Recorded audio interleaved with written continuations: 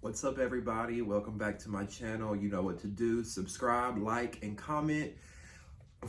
Oh, okay, so before we get into this right here, I just want to say shout out to the Bad Girls Club fans because y'all are some of the most diehard, craziest fans out there. No joke at all. Anytime Bad Girls Club, something comes out, y'all go out there and you watch it. And that was no exception with my videos. I started my channel a couple months ago. And my other shit, as far as Real Housewives reviews and stuff, nobody really cared about as far as numbers. But those baddies, the baddies ATL reviews that I did, y'all did like over 20,000 views. So thank you so much for at least watching that. I said when the conversation comes out, anything Bad Girls Club related that comes out, I will be covering it for you guys, since that seems to be my my base, I guess, Bad Girls Club fans. And hey, I'm fine with that. I watched Bad Girls Club starting in season 4, and y'all know how long ago that was, 2009. So let's get right into this. First of all, this is the conversation. Those who don't know, it's on Zeus, and that is when they take reality stars who've had issues on their shows and they sit them down to talk out their issues. So if y'all remember, Natalie and Red were on season 13 or 14, BGC Redemption together. We all saw that historic showdown where Red bit Natalie's arm, and it forever was just this big beef, right? So that plus some social media banter and arguing in the last year, Natalie and Red have decided to come on the Zeus Network and do the conversation.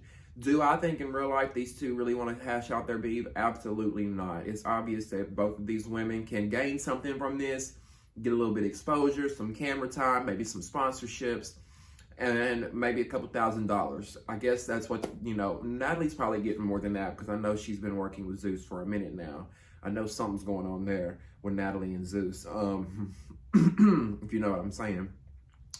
So Red is there with her girlfriend and her entourage.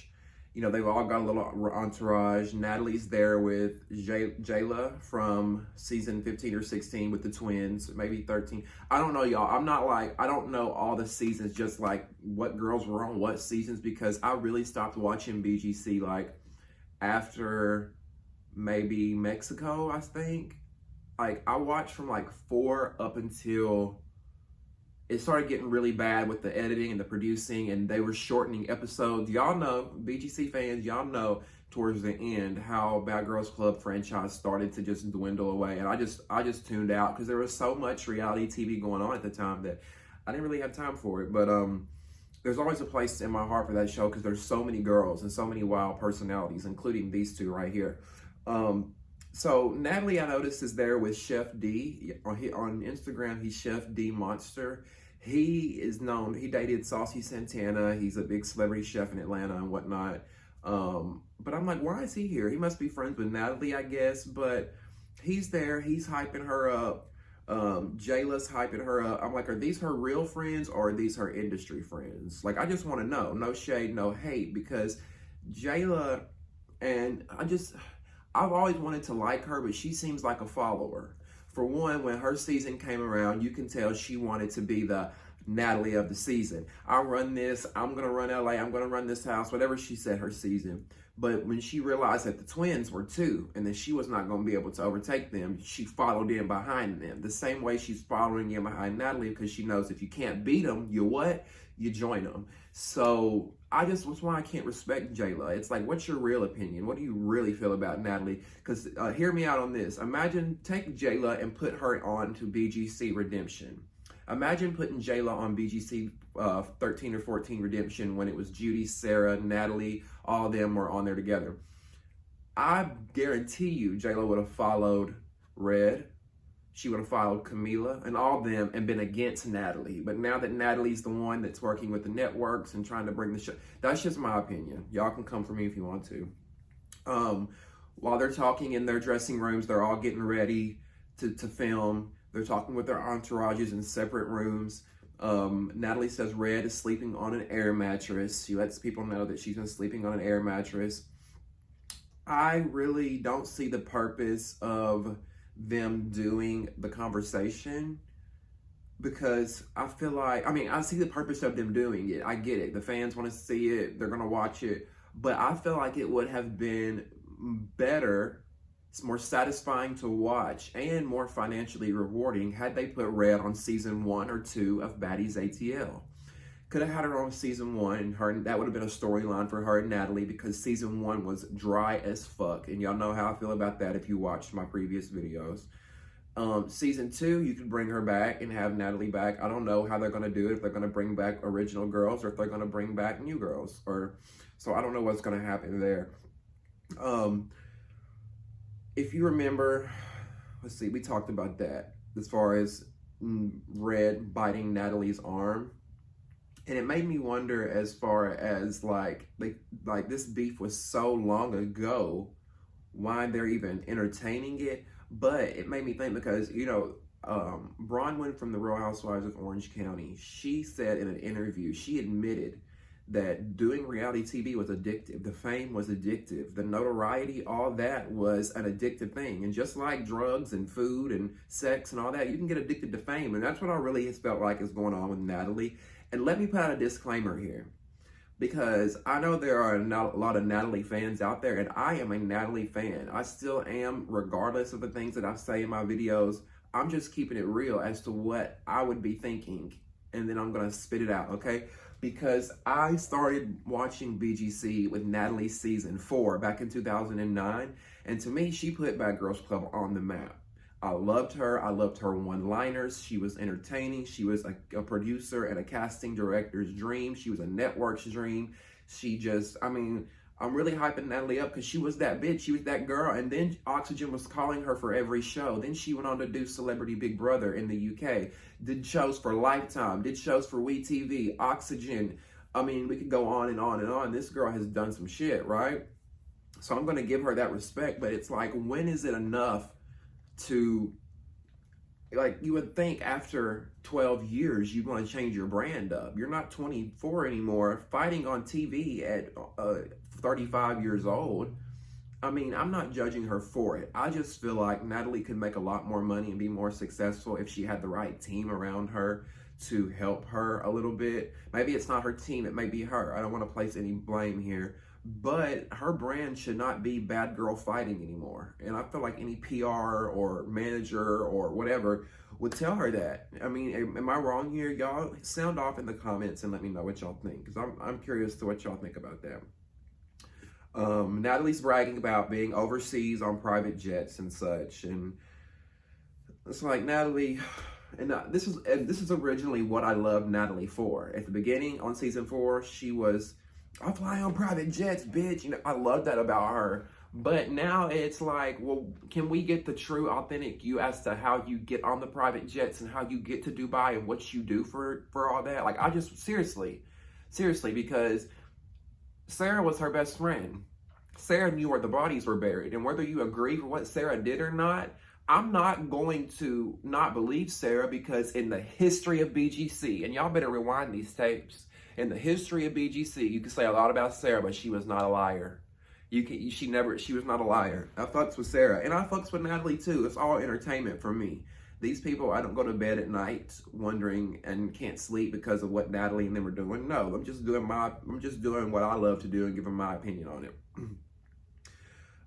So did y'all notice how Red's makeup artist could barely even do the girl's makeup, because Red was literally twisting and turning and screaming and all the dramatics and theatrics of it all. And I love Red. I have to give disclaimers because I know y'all are hardcore fans, and I just ain't got time for y'all cutting my throat today. But Red, I'm like, girl, sit still. I'm sure this makeup artist was not cheap, and she's sitting here like with her brush in her hand, waiting as Red is. And I get it, Red. You passionate. You just go out in front of the cameras. You've got a lot you want to get off your chest. I get it. But damn, can you sit in the chair and let the woman do her job so we can get the ball rolling? Like, I just didn't get that. I kind of felt sorry for the lady who was doing her makeup. You know, because Red was already turned up.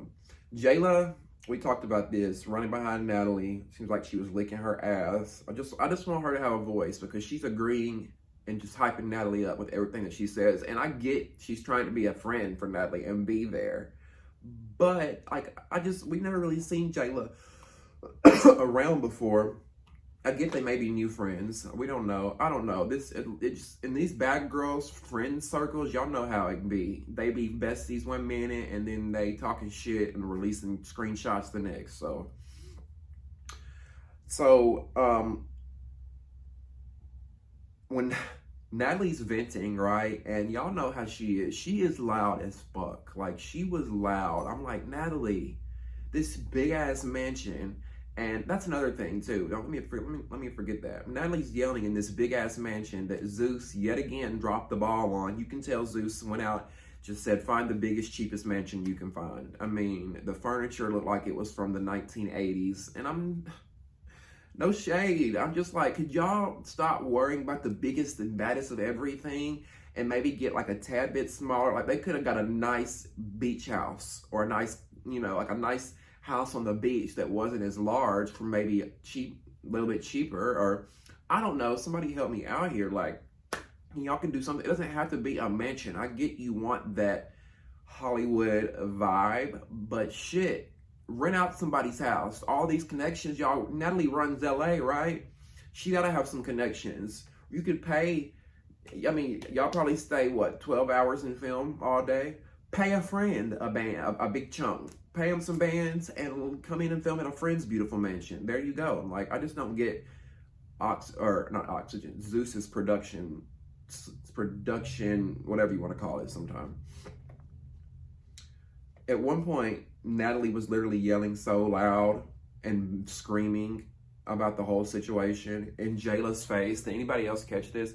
I don't know if Natalie's breath was smelling bad or what, but Jayla like turned her head and was like trying to laugh it off because Natalie was like right in her face screaming about Red. Like, personal space, boo. Natalie says, or Red says that Natalie called her probation officer on her. So in Red's bedroom, she's sitting here venting to the makeup artist and her girlfriend and her friend, her entourage, and she says that Natalie called her probation officer on her. Now, if that's true, that's some vile shit right there. There's certain types of people in my life that I don't fuck with, and I'm not saying Natalie did this because we don't know. Because Red claims that her probation officer called and said, "Did you know this girl's trying to get you fucked up?" Red claims that her and her probation officer were tight. So I'm like, is that true? Because y'all know how probation officers are. I mean, I'm sure there are some cool ones out there, but they usually they got you tied on a leash.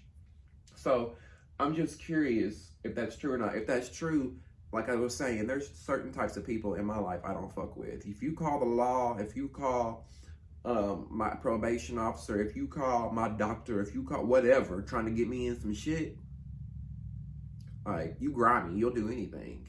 That's the devil's work to me. Like, sometimes you gotta let karma come back and fall on people. You can't just be dirty all the time. Let's see, where are we at?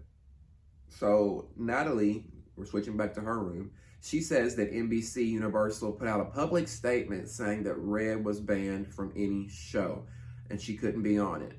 Okay, can one of the BGC fans out there, can y'all dig up a receipt for me and let me know in the comments, is that true? Because I haven't seen that anywhere. And I follow quite a few BGC blogs on Instagram. I feel like I would have seen that. Now, I'm not saying Natalie's lying because she did at one time say, her and Kristen both said that Brandy from BGC 5 Miami was banned from Oxygen events because she punched a Oxygen PR girl in the face when she got drunk on a press tour.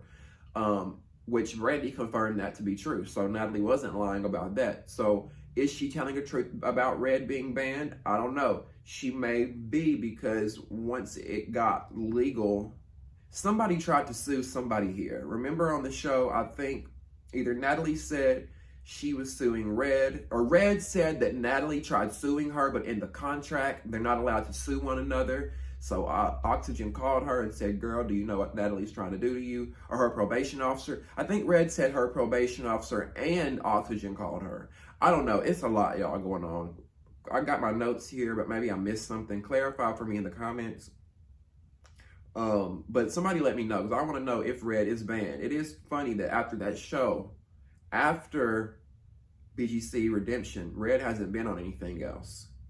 And NBC Universal, for those who don't know, is an umbrella. And underneath that umbrella are a bunch of different networks like Bravo, Oxygen, Sci-Fi, so on and so forth. They own a bunch of different networks. So that means she would be banned from all those networks. But I haven't seen her on anything else. Jayla and Natalie pretty much compared everyday people to commoners. Did y'all catch that too? Maybe I'm taking it too much to heart, too sensitive, but they were talking about, Natalie said she saw Red at Pride in Atlanta and she was down there in the crowd with the commoners because, Natalie was hosting, so she's on a stage.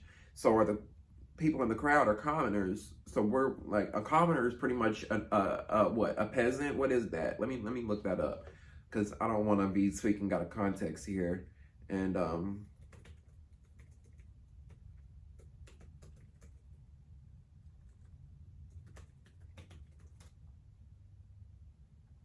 commoner, an ordinary person without rank or title.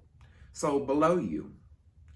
And Jayla was laughing along with it, like, it's the elitist behavior for me with Natalie. And I know she may be trying to do it for entertainment or TV. I can give you a pass on that sometimes because I don't want to watch no boring ass bitch.